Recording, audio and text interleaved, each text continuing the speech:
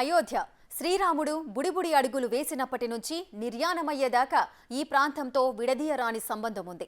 అలాంటి అయోధ్య ఇన్నాళ్లు అభివృద్ధికి ఎందుకంత దూరంగా ఉండిపోయింది అన్న ప్రశ్నకు జవాబుగా సంచలన విషయాలు వెలుగులోకి వస్తున్నాయి.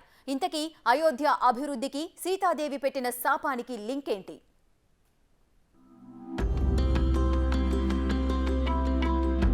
అయోధ్య ఆలయ నిర్మాణం ఆలస్యానికి కారణమేంటి?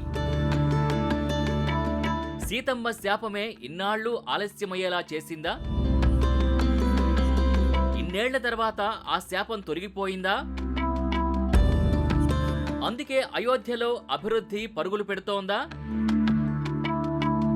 అయోధ్య అభినవ రాముడి భవ్య మందిర నిర్మాణానికి కేంద్రం మరికొన్ని రోజుల్లో ప్రారంభోత్సవానికి సిద్ధమవుతున్న వేళ ఓ ఆసక్తికర విషయం ఇప్పుడు వెలుగులోకొచ్చింది. ఇన్నాళ్లు అసలు అయోధ్య అభివృద్ధికి ఎందుకు నోచుకోలేదు? రామమందిర నిర్మాణానికి ఎందుకు ఆలస్యమైంది అంటే తరతరాలుగా వస్తున్న స్థల వివాదం, కోర్టు కేసులని ఎవరిని అడిగినా చెబుతారు. కానీ అసలు కారణం వేరే ఉందన్న వాదనలు మొదలయ్యాయి. ఒక్కసారి చరిత్రలోకి వెనక్కి వెళదాం. శ్రీరాముడు లంకలో రావణవధ చేసి సీతాదేవిని తిరిగి అయోధ్యకు తీసుకొచ్చాడని రామాయణం చెబుతోంది. అయితే సీతాదేవిపై ఓ పౌరుడు చేసిన అనుచిత వ్యాఖ్యలతో ఆమెను శ్రీరాముడు అయోధ్య నుంచి పంపించి వేయాల్సి వస్తుంది. ఆ సమయంలో సీతామాత ఓ శాపం ఇచ్చిందని, ఆ శాపానికి అనుగుణంగానే తరతరాలుగా అయోధ్య అభివృద్ధికి దూరంగా ఉండిపోయిందనే వాదనలున్నాయి. ఆనాడు సీతాదేవి తనపై పడ్డ తప్పుడు నిందల కారణంగా ఆవేదన చెంది ఈ శాపం ఇచ్చిందనేది అయోధ్యలోని ప్రజలతో పాటు సన్యాసులు కూడా చెబుతుంటారు. కానీ ఇన్నేళ్ల తర్వాత ఆ శాపానికి విమోచనం జరిగిందంటున్నారు అక్కడి స్థానికులు.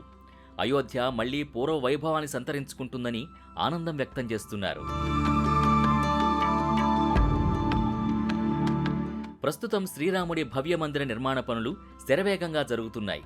అదే సమయంలో అయోధ్యకు ఎయిర్పోర్ట్తో పాటు రైల్వే స్టేషన్ కూడా వచ్చేసింది. అంతేకాదు వందలాది స్టార్ హోటల్స్ నిర్మిస్తున్నారు. దీనికి తోడు స్థానికంగా వ్యాపారం పెరిగింది.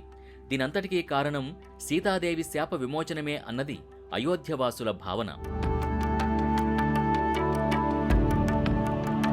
సీతాదేవి శాపం నిజమైందా కాదా అన్నది పక్కన పెడితే ప్రస్తుతం అయోధ్యలో అభివృద్ధి మాత్రం బుల్లెట్ ట్రైన్ స్పీడ్తో కంపేర్ చేసేలా ఉంది.